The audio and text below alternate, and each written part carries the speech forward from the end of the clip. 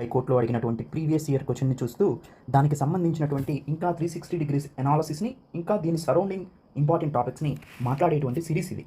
When did the supreme court of India came in to being after India became a sovereign democratic republic? భారతదేశం స్వతంత్ర ప్రజాస్వామ్యక రిపబ్లిక్గా ఎప్పుడు మారిందండి? 26 జనవరి 1950న మారింది.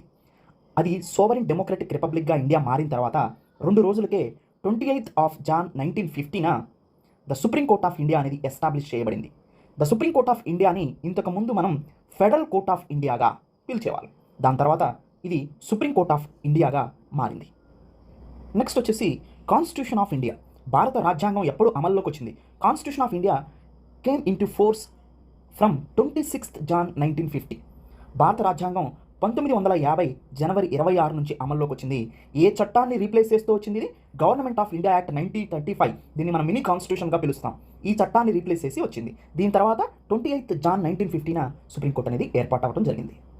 అందుకే 26th John 1950ని మనం every year కూడా republic day of ఇండియాగా celebrate చేసుకుంటాం. దానికి రీజన్ ఏంటంటే ఇండియా అనేది సోవరెన్ డెమోక్రటిక్ రిపబ్లిక్గా స్వతంత్ర ప్రజాస్వామ్యక రిపబ్లిక్గా మారటం జరిగింది. అందుకని ఎవ్రీ ఇయర్ 26th జాన్ 1950 అంటే రాజ్యాంగం అమల్లోకి వచ్చిన తేదీ కాబట్టి దాన్ని రిపబ్లిక్ డే ఆఫ్ ఇండియాగా మనం సెలబ్రేట్ చేసుకోవడం జరుగుతుంది.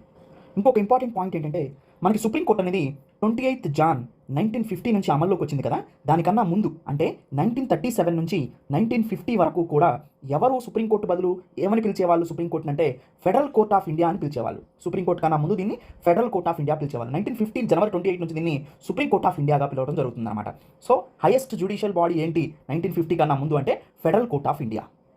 సుప్రీంకోర్టు యొక్క రోల్ ఏంటి? The role of the supreme court ఏంటండి? హైయెస్ట్ జ్యుడిషియల్ అథారిటీ అంటే రాజ్యాంగాన్ని పరిరక్షించేటువంటి అత్యున్నతమైనటువంటి న్యాయ వ్యవస్థ. కాన్స్టిట్యూషన్ని రాజ్యాంగాన్ని రక్షించడం, న్యాయ బాధ్యతలు నిర్వహించడమే దీని యొక్క ముఖ్య ఉద్దేశం.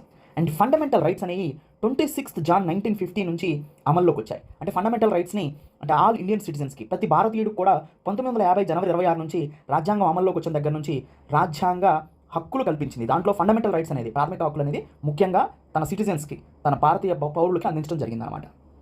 Direct principles of state policy ఆదేశిక సూత్రాలు ఇవి ప్రజల యొక్క సంక్షేమానికి సామాజిక న్యాయానికి మార్గదర్శక సూత్రాలుగా చెప్పుకోవచ్చు. వీటికి ఎన్ఫోర్స్మెంట్ ఉండదు, కానీ ఇది ఒక గైడ్లైన్స్ సజెషన్స్ లాగా ఇస్తారు. సపోజ్ గాంధీ ఏమైనా గ్రేట్ వార్డ్స్ చెప్పారనుకోండి సొసైటీ గురించి, అవి అమలు చేస్తే బాగుంటుంది అని చెప్తారు. కానీ అమలు చేయాలని స్ట్రిక్ట్గా ఉండదు. ఫండమెంటల్ రైట్స్ అనుకోండి ఇచ్చారు అంటే దాన్ని అప్లిఫ్ట్ చేయాలి, కాన్స్టిట్యూషనల్ రైట్ ఉంటుంది దానికి. కానీ direct principles of state policy అనేది జస్ట్ అడ్వైజరీ ఇన్ నేచర్ అనమాట. అయితే రాజ్యాంగం ఏర్పడింది. ఈ రాజ్యాంగానికి పరిస్థితులకు తగ్గట్టుగా సవరణలు చేయాల్సి ఉంటుంది. అందుకని న్యూ ఛాలెంజెస్కి తగ్గట్టుగా రాజ్యాంగానికి మనం ఫౌండేషన్ స్టోన్ మారకోకుండా అమెండ్మెంట్స్ అయితే చేసుకోవచ్చు.